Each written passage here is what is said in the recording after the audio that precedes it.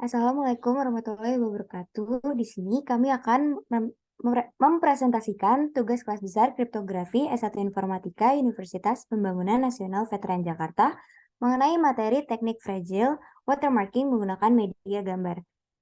Di sini anggota kelompoknya ada saya sendiri, Nia Diandra Puspasari dengan NIM 21105111120 dan ada teman saya. Andika Danusa Putra dengan NIM 21105111101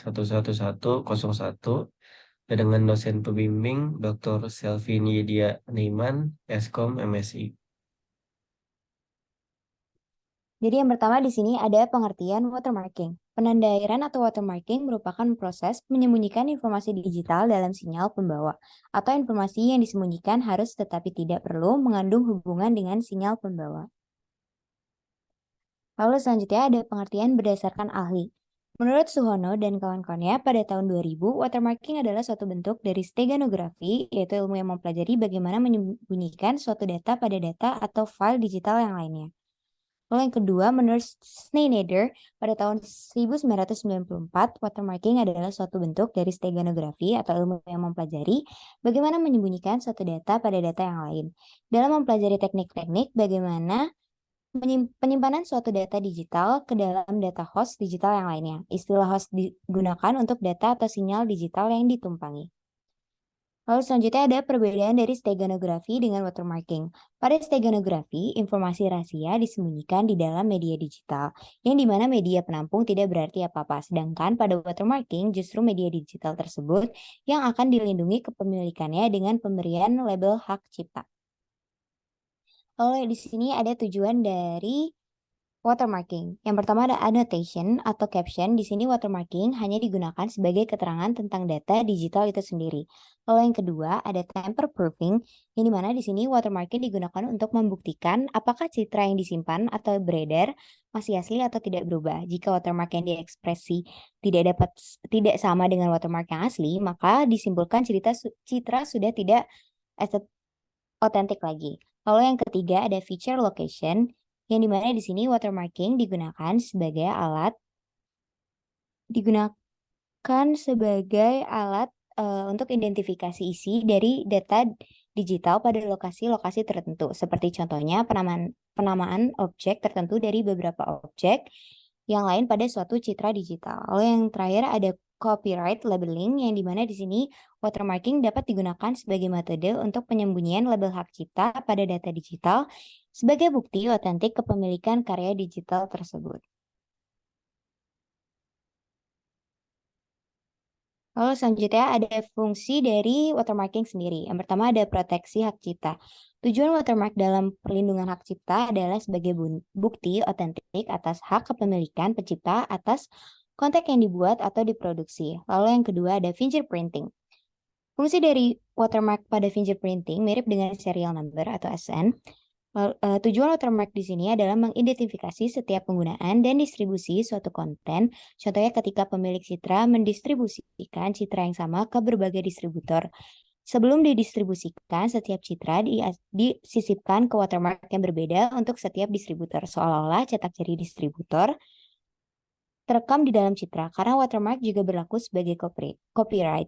Maka distributor terikat aturan bahwa ia tidak boleh menggandakan citra tersebut dan menjualnya ke pihak yang lain.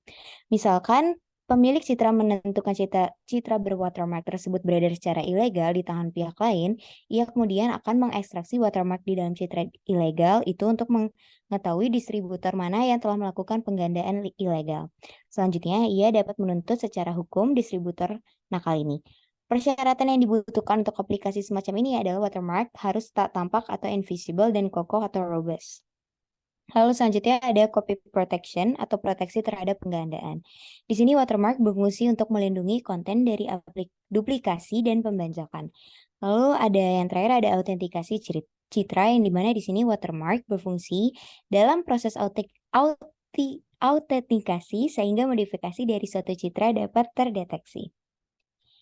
Lalu di sini ada jenis-jenis dari watermarking. Berdasarkan tujuan dari penggunaan watermark, Di sini ada yang pertama ada fragile atau watermarking untuk menjaga integritas atau orisinalitas media digital, dan yang kedua ada robust watermarking yang digunakan untuk menyisipkan informasi kepemilikan media digital. Lalu selanjutnya akan dilanjutkan oleh teman saya. Nah, untuk kedua jenis watermarking tadi, pada robust watermark, data disisipkan dengan sangat kuat, sehingga jika ada yang berusaha menghapusnya, maka gambar atau suara yang disisipi akan ikut rusak dan tidak punya nilai komersial lagi. Watermark jenis ini digunakan untuk aplikasi proteksi kepemilikan. Sebaliknya, pada fragile watermark, data disisipkan dengan tidak begitu kuat, sehingga jika dokumen yang sudah di watermark mengalami manipulasi, maka setelah kita proses akan terdeteksi bagian mana yang dimanipulasi.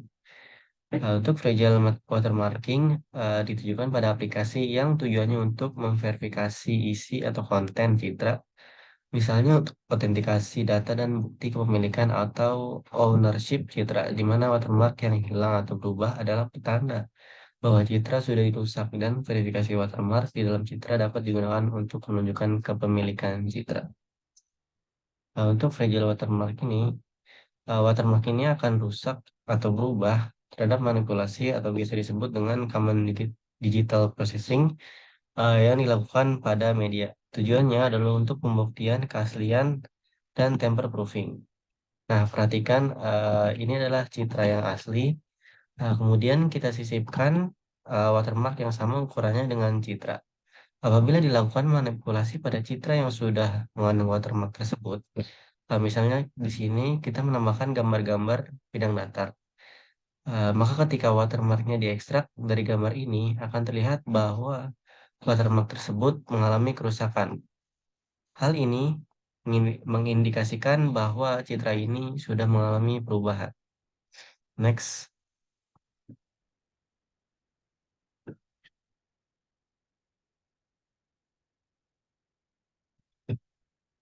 Eh, untuk yang pertama, ada di sini kita akan membahas algoritma dari fragile watermarking.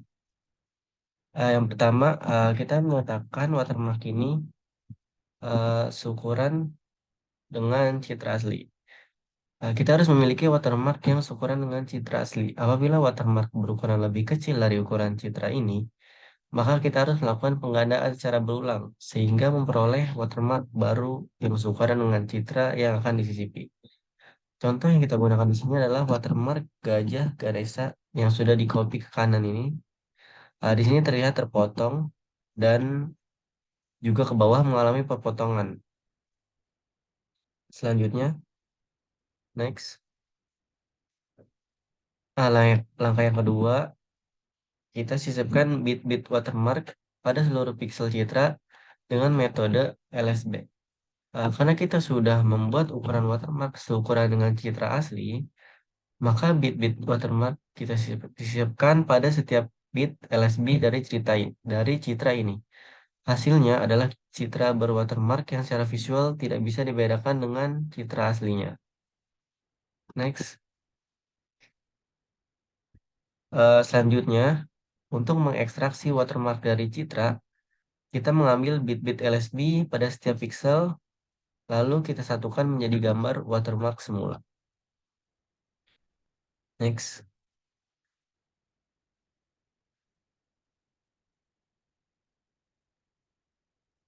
Nah, di sini ada tes modifikasi citra berwatermark.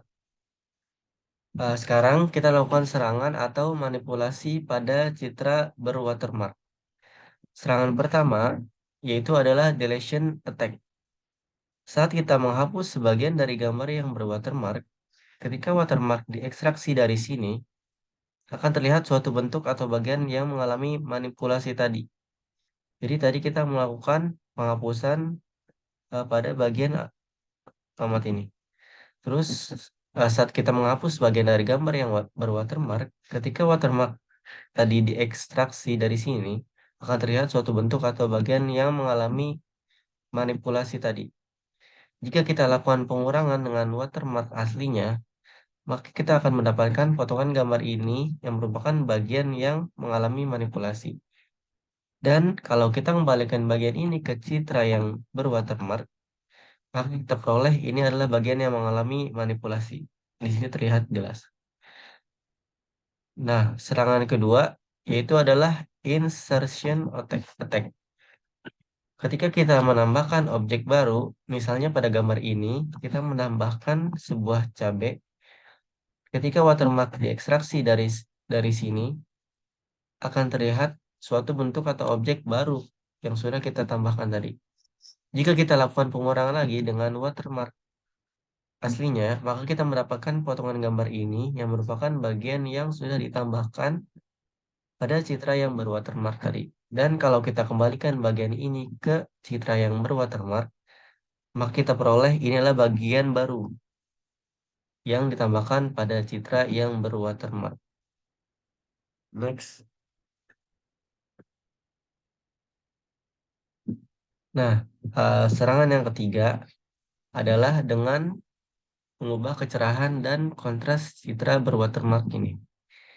Dari gambar ini, citra berwatermark terlihat lebih cerah dan kontrasnya lebih tajam. Ketika kita ekstrak watermark dari gambar ini, maka watermark hasil ekstraknya mengandung noise-noise seperti ini, yang menandakan bahwa citra ini sudah mengalami perubahan atau sudah dimanipulasi. Next. Nah, untuk aplikasi watermark, di sini kita memakai proof of ownership. Watermark menyatakan informasi yang menyatakan pemilik citra atau pemegang hak penggandaan atau copyright. Informasi tersebut bisa berupa identitas diri seperti nama, alamat, atau gambar yang menspesifikasikan pemilik. Klaim pihak lain yang mengaku sebagai pemilik citra tersebut dapat dibantah dengan membandingkan watermark yang diekstrak dengan watermark pemilik citra. Persyaratan yang dibutuhkan untuk aplikasi semacam ini adalah watermark harus tak tampak atau invisible dan kokoh atau robust. Seperti yang terlihat pada gambar, di sini dari Alice, dia punya original work. Selanjutnya disisipkan citra ini dengan watermark embedder, sehingga menghasilkan distributed copy, dan dengan adanya watermark detektor akan menunjukkan bahwa citra tadi dipunyai oleh si Alice. Dan Bob ini, klaim dari pihak lain ini akan terbantahkan dengan watermark dari pemilik citra aslinya. Mungkin itu saja penjelasan dari kami tentang teknik fragile watermarking ini. Kurang lebihnya mohon maaf. Wassalamualaikum warahmatullahi wabarakatuh. Terima kasih.